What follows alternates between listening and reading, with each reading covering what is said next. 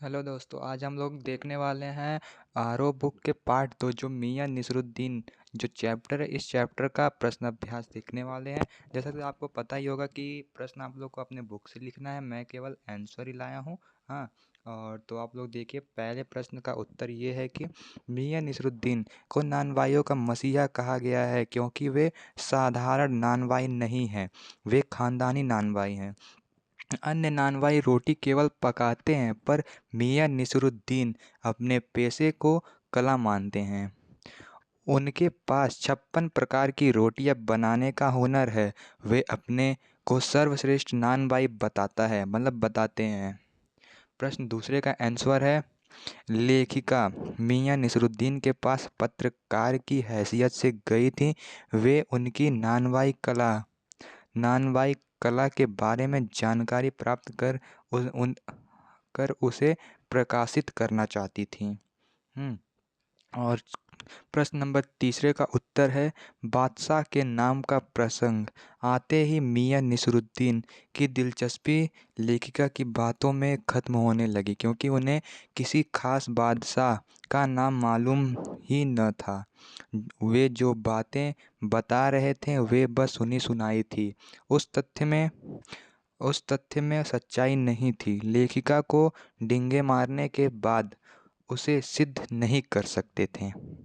हाँ, ये प्रश्न तीसरा कंप्लीट हो गया। चौथे प्रश्न का उत्तर देखते हैं।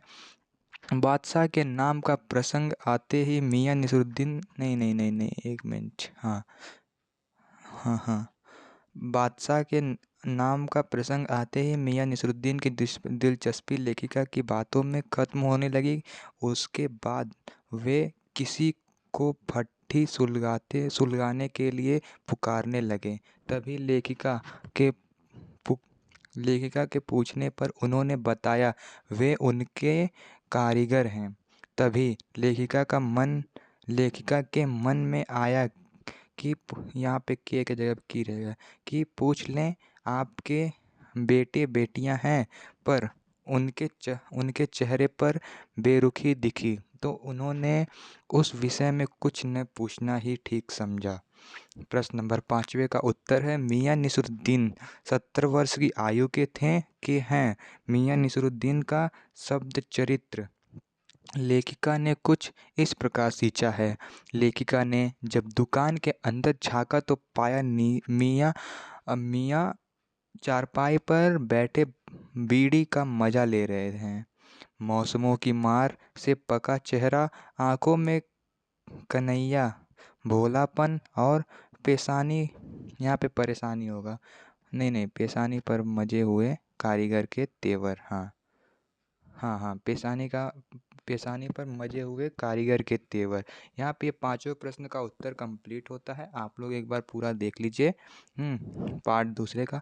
अगर आपको इसके आगे का भी प्रश्न के उत्तर चाहिए, पार्ट से आगे के पास, मतलब पार्ट्स के आसपास का प्रश्न के उत्तर चाहिए, तो वो सब भी है।